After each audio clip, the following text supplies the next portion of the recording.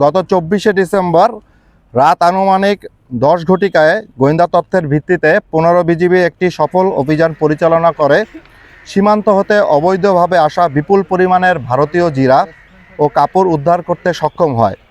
শীতের বৈরী আবহাওয়া ও কুয়াশাকে পুঁজি করে সীমান্তে চোরাচালান ও অবৈধ অনুপ্রবেশ বৃদ্ধির একটি প্রবণতা লক্ষ্য করা দিচ্ছে।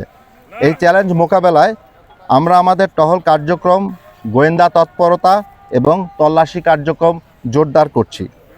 গতকাল গোয়েন্দা তথ্যের ভিত্তিতে আমরা জানতে পারি যে সীমান্ত হতে চোরাচালানের মাধ্যমে আসা মালামালসমূহ গোপনে স্টোর করে রাখা হয়েছে এবং কুড়িগ্রাম এলাকা হতে আসা একটি কাভার্ড ভ্যানে উক্ত পণ্যসমূহ পরিবহন করে সম্ভবত ঢাকার দিকে নিয়ে যাওয়া হবে।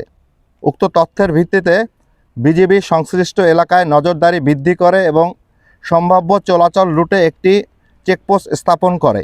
আমরা গাড়িটিকে চ্যালেঞ্জ করি এবং পরবর্তীতে বিস্তারিত তল্লাশি চালিয়ে কাভার্ড ভ্যানের ভিতর থেকে অবৈধভাবে ভারত থেকে আসা প্রায় 2511 কেজি জিরা, ভারতীয় শাল 180টি, যার আনুমানিক বাজার মূল্য ধরা হচ্ছে 28,71,000 টাকা। এ ধরনের ঘটনায় সংশ্লিষ্ট চোরা কারবারিদের পরিচয় শনাক্ত ও তাদের বিরুদ্ধে আইনানুগ ব্যবস্থা গ্রহণের প্রক্রিয়া চলমান রয়েছে। পণ্য চোরাচালান জাতীয় অর্থনীতির জন্য মারাত্মক ক্ষতিকর।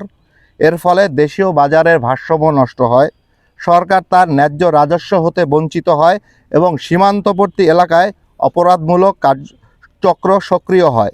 এ ধরনের কর্মকাণ্ড প্রতিরোধে বিজিবি দৃঢ় অবস্থান গ্রহণ করছে। সীমান্তে নিয়মিত টহল ও গোয়েন্দা তৎপরতা এবং চেকপোস্ট কার্যক্রমের মাধ্যমে বিজিবি তার অপারেশনাল কার্যক্রম অব্যাহত রাখছে।